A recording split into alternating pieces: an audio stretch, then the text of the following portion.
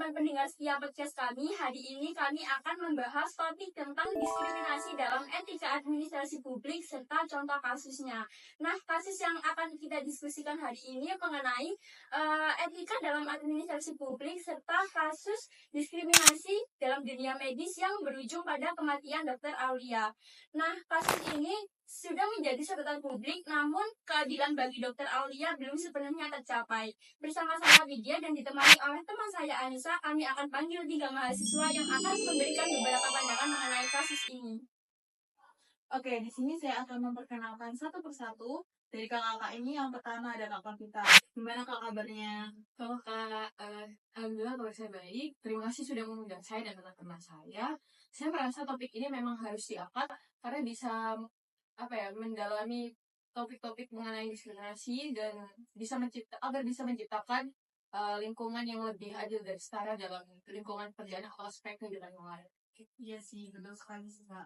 Topik ini memang harus diangkat. Lalu yang kedua ada Kak Diani. Selamat datang di podcast kami.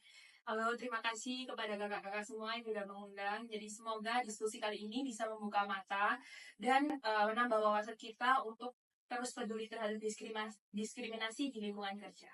Selanjutnya ada Kak Aulia nih. Wah, namanya sama kayak Dr. Aulia nih. Terima kasih sudah hadir di podcast kami. Ya, terima kasih kakak-kakak yang udah ngundang. Terima kasih udah ngundang ke podcast buat diskusi tentang topik penting ini. Oke, aku mau tanya juga nih, apa kesibukan kalian akhir-akhir ini? Kita kesibukannya kuliah nugas gitu sih Kak. Kalau aku kuliah nugas gitu.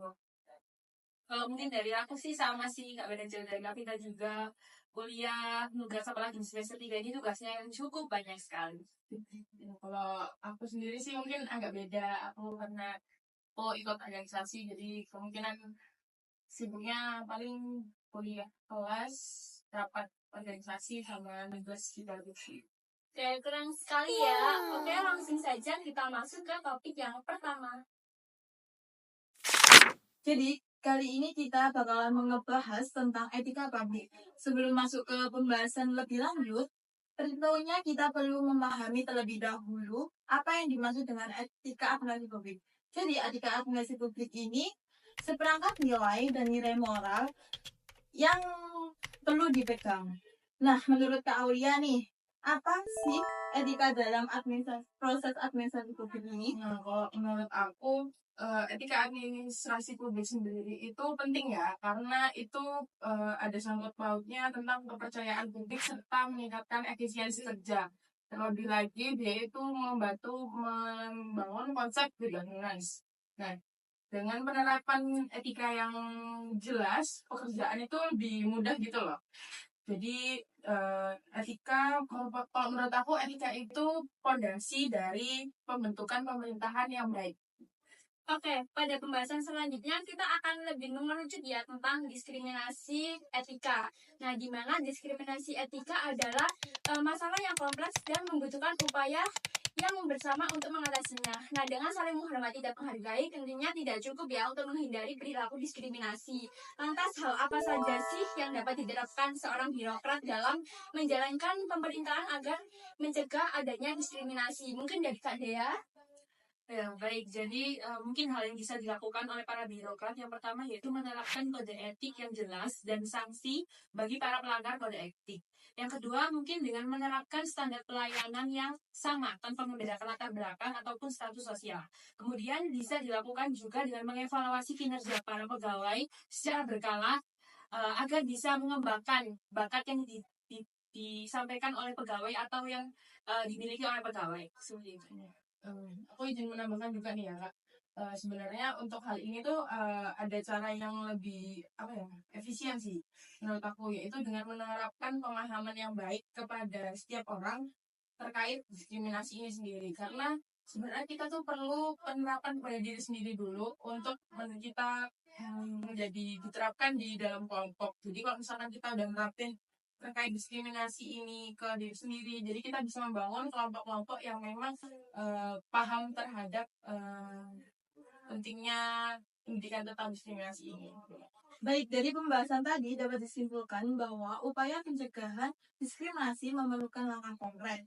dari para birokrat. Terima kasih atas wawasan yang telah disampaikan oleh kakak-kakak dan semoga ini dapat menjadi motivasi untuk terus berbenah dalam pelayanan publik. Oke, baik. Kita lanjut ke topik yang kedua ya.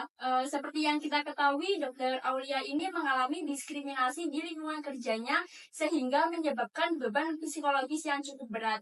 Nah, hal ini akhirnya diduga menjadi faktor penyebab kematiannya. Nah, apa sih kronologi sebenarnya yang terjadi di lingkungan kerjanya dan kenapa diskriminasi ini bisa terjadi? Mungkin dari Kakak kita dulu bisa dijelaskan. Baik, kasus Dr. Aula ini sebetulnya mencerminkan betapa kuatnya budaya hierarki dan diskriminasi yang masih terjadi di dunia pekerjaan dan lebih konkretnya di dunia kesehatan. Nah, dari informasi yang tersaji, Dr. Aulia sering menerima perlakuan kurang adil dari atasan dan rekan kerja sejawatnya. Diskriminasi di sini tidak hanya dalam bentuk ucapan atau perlakuan verbal yang merendahkan, tapi juga dalam tugas-tugas yang diberikan yang tidak setara, seperti beban kerja yang tidak seimbang dibandingkan dengan rekan-rekan dokter muda yang lain. Terima kasih Kakak Vita atas penjelasannya. Memang kasus ini menunjukkan bahwa diskriminasi di tempat kerja, khususnya di dunia kesehatan, masih menjadi masalah yang sangat serius. Oke, kalau menurut Kak Dea sendiri, gimana sih kasus diskriminasi ini bisa terjadi? Iya, jadi sebenarnya kasus diskriminasi ini itu tidak terjadi pertama kali ya di Indonesia. Dan yang lebih parahnya lagi tuh kalau dilihat dari sisi HAM itu, jadi diskriminasi gender dan status sosial itu bisa mempengaruhi bagaimana seseorang itu diperlakukan. Apalagi di instansi seperti rumah sakit yang notabene itu hierarki seperti itu. Oke, ini tentu sangat ironis ya teman-teman, mengingat profesi mereka adalah penyelamat nyawa. Kalau dari sisi medis sendiri, gimana sih menurut Kak Aulia? Ya, kalau menurut aku sendiri ya dari sisi perspektif mahasiswa mungkin ya, ini tuh merasa prihatin banget. Apalagi ini tuh di sisi medis ya, yang notabene-nya mereka tuh berkutik di dunia kesehatan, namun di dalam hal ini tuh mereka dinilai kurang dalam sisi mental atau psikologis. Nah, kalau kita lihat-lihat itu sebenarnya banyak banget dokter muda atau ya bisa dikatakan sebagai koas-koas itu udah banyak banget tekanan dari perkuliahan atau dari kegiatan-kegiatan mereka udah dapat banyak tekanan. Jadi sebenarnya menurut aku harusnya tuh ada bidang atau ada tempat sebagai bentuk pendukung mereka untuk di sisi mental atau psikologis. Karena di sini tuh diskriminasi ini juga kan mengganggu mental dan psikologis mereka. Jadi apalagi mereka kan banyak tuntutan dan banyak dari mereka juga nggak berani untuk bersuara atas hal ini. Jadi menurut aku mereka butuh tempat untuk sebagai tempat penyalur unek-unek mereka gitu lah. Wah, jadi ini juga masalah sistematiknya ya. Kalau kita bicara dari aspek hukumnya, apakah diskriminasi ini semacam ini bisa ditindak secara hukum menurut pendapat Kak Aulia gimana? Kalau menurut aku ya, kalau dari hukum sendiri, sebenarnya diskriminasi itu dari mana aja tuh bisa dilaporin. Tapi kita tuh perlu adanya bukti yang kuat. Nah, jadi butuh adanya bukti. Namun kalau dari diskriminasi sendiri, kalau kita lihat-lihat dari kasus diskriminasi itu kurang banget atau sulit banget untuk kita mendapatkan bukti-bukti yang konkret. Jadi kalau dari kasus Dr. Aulia ini sendiri, kita bisa lihat bahwa kasus ini sampai menyebabkan dia kematian, tapi kita nggak bisa ngasih bukti-bukti konkret gitu loh atas kalau misalkan diskriminasi ini menjadi penyebabnya. Jadi kasusnya itu nggak bisa sampai ke pengadilan. Namun menurut aku sendiri perlu sih kita tuh menuntut keadilan karena kayak hukum itu seharusnya tidak memandang atas bukti aja, juga harus pakai mengurangi dan lain sebagainya gitulah. Jadi perlu dituntut lah atas keadilan dan harus nilai dari sisi lain juga, nggak harus terhadap hukum gitu. Oke, kalau begitu tantangan hukum juga masih cukup besar ya untuk menghadapi masalah ini. Oke, selanjutnya apakah ada langkah nyata yang bisa kita ambil dari kasus ini ya? mengingat kita sebagai masyarakat atau sebagai rekan kerja agar hal seperti ini tuh tidak terjadi lagi. Oh ya, yang pertama-tama kita perlu edukasi yang lebih intensif mengenai kesehatan mental, baik bagi tenaga medis atau pengambil kebijakan di institusi kesehatan. Nah, untuk pembelajaran diskriminasi ini tidak terjadi terus-menerus, kita harus mengedukasi dari pendidikan dokter dan terus dilanjutkan di lingkungan kerja, seperti itu. Untuk itu, lingkungan kerja yang mendukung inklusif dan bebas diskriminasi seharusnya mulai menjadi prioritas di setiap instansi, terutama di bidang medis. Ya, izin menambahkan juga, ya mungkin bagi manajemen rumah sakit, jika ada laporan tentang diskriminasi juga harus perlu ditindak secara cepat, transparan, dan tepat. Gitu aja sih dari saya. Kalau menurut aku sendiri itu sebenarnya butuh peran penting dari rekan-rekan kerja sih. Contohnya kayak dari senior. Mungkin senior nih seharusnya bisa jadi sosok support system sih buat dokter muda di sana. Terus mungkin mereka juga harusnya bisa lah membimbing para dokter muda ini tanpa adanya kekerasan secara verbal ataupun secara psikologis. Nah, mungkin untuk rekan-rekan yang seumuran atau sebayanya, harusnya mereka juga lebih peka atau lebih aware terhadap tingkat stres dan depresi yang berlebih dari rekan-rekannya ini. Oke, dari sisi hukum penting juga untuk mengadvokasi pembuatan regulasi yang lebih jelas terkait perlindungan tenaga kesehatan. Kalau perlu ada lembaga independen yang menangani laporan semacam ini, seperti kita bisa membuat lembaga-lembaga yang bisa mendengarkan keluhan-keluhan dari dokter muda itu, dan bisa juga membuat peraturan internal. Gimana sih prosedur yang bisa diikuti oleh kayak korban itu untuk mencegah diskriminasi yang terjadi. Jadi dari diskusi ini kita dapat menyimpulkan bahwa untuk mencegah hal seperti ini terjadi lagi diperlukan edukasi yang tentang kesehatan mental, kebijakan tegas dari manajemen, dukungan dari senior kepada dokter muda, serta regulasi perlindungan tenaga kesehatan yang lebih jelas. Semoga langkah-langkah ini bisa menjadi awal perubahan yang positif di lingkungan kerja, terutama di bidang medis. Nah, untuk topik selanjutnya mengenai teori etika nih, gimana sih kaitannya diskriminasi ini dengan teori etika yang bisa kita lihat? Mungkin dari Kak Dea dulu bisa dijelaskan.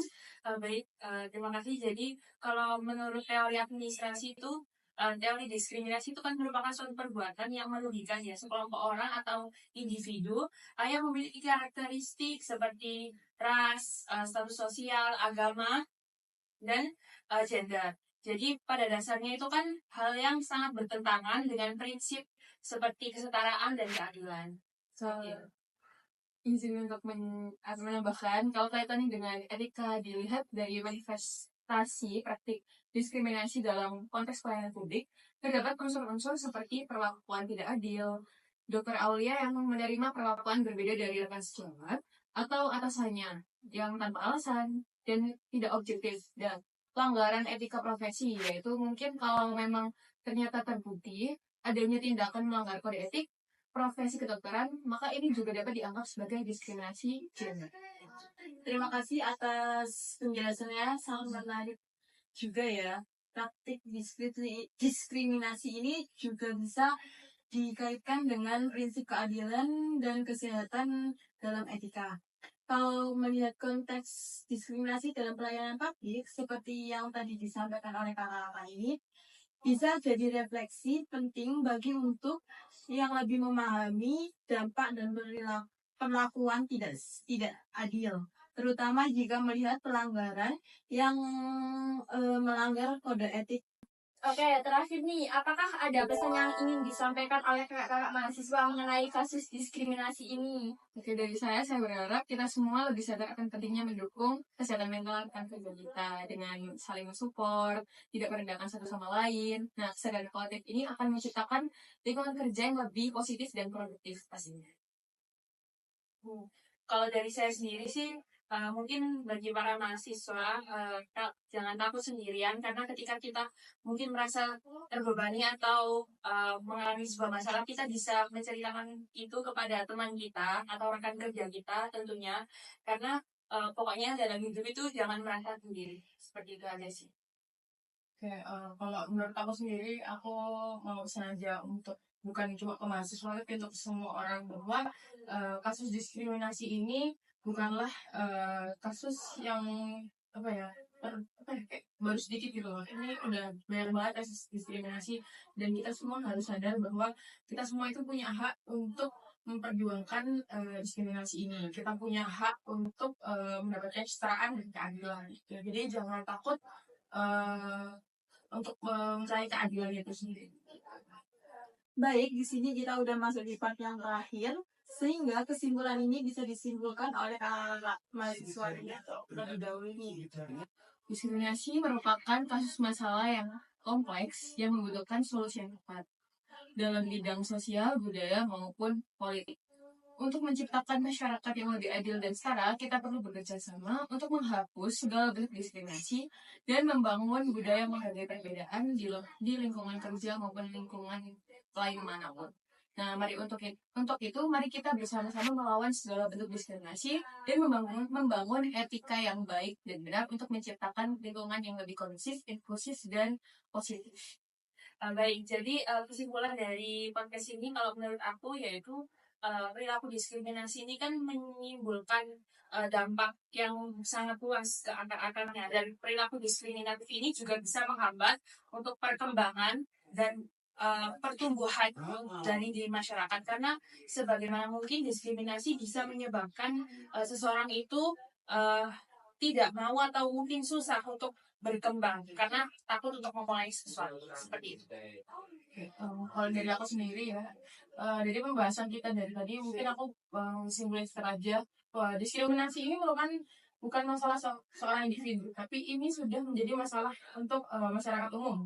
Jadi menurut aku mulailah kita membuat masyarakat ini bebas dari diskriminasi dan mulai menjunjung nilai-nilai kesetaraan dalam masyarakat. Itu sih. Oke, terima kasih atas diskusinya ya kakak-kakak mahasiswa. Semoga diskusi ini bisa menjadi pengingat dan motivasi bagi kita untuk terus berkontribusi dalam menciptakan lingkungan yang lebih adil, setara, dan menghargai perbedaan. Oke, jangan lupa untuk terus menyuarakan kebaikan dan melawan diskriminasi dalam kehidupan sehari-hari. Sekian podcast kita hari ini. Sampai jumpa di episode berikutnya. Bye!